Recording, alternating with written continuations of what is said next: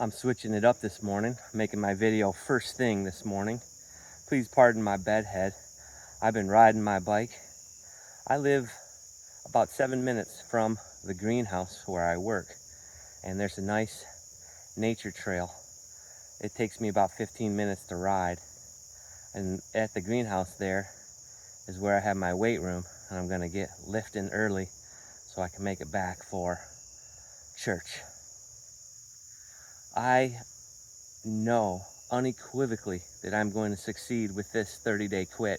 And so that leaves me with 12 more days, because today is day 18, of making these videos. And that at this moment in time becomes the challenge. So I'm changing it up a little bit. I'm going to begin trying to make these videos first thing in the morning. It may not always occur, but I have more fresh thoughts in the morning.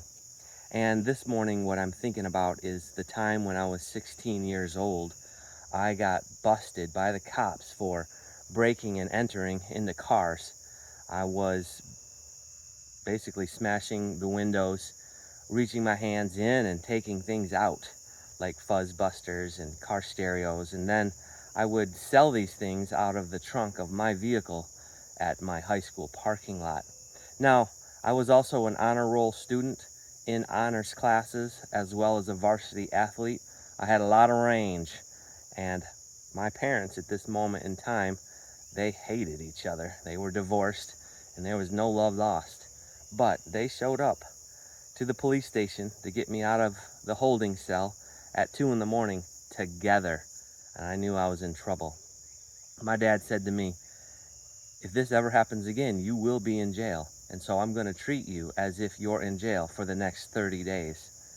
And up until that point, again, I was 16 years old. My parents, they threatened to ground me all the time. And they would even tell me, "You're grounded." But it never stuck.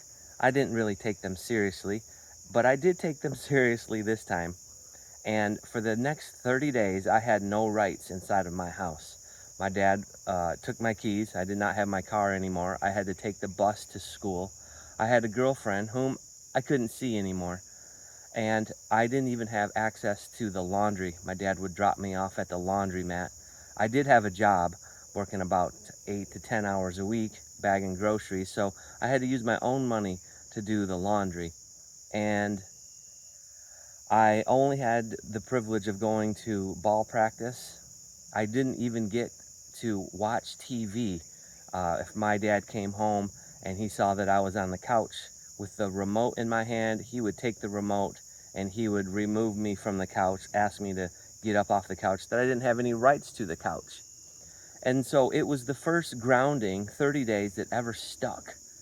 And I'm thinking about that in retrospect, because here I am at day 18, no weed, feeling better in a lot of ways. I wouldn't say the heartache is gone from the breakup, but it's certainly, I found a level of peace with it, and I have a level of understanding with it, that I know that I'm, because of this no talking period, I'm stronger for it. I'm reflective, and I have a better perspective.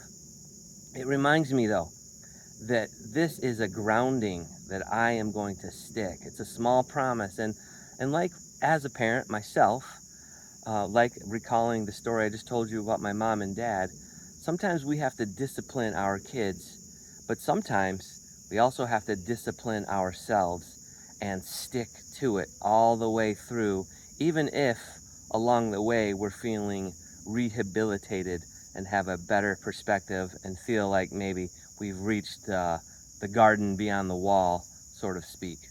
So I just wanted to share these thoughts with you. Today's day 18. It's first thing Sunday morning.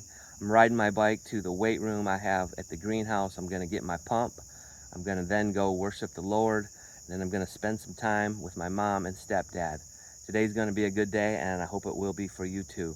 Thanks for watching.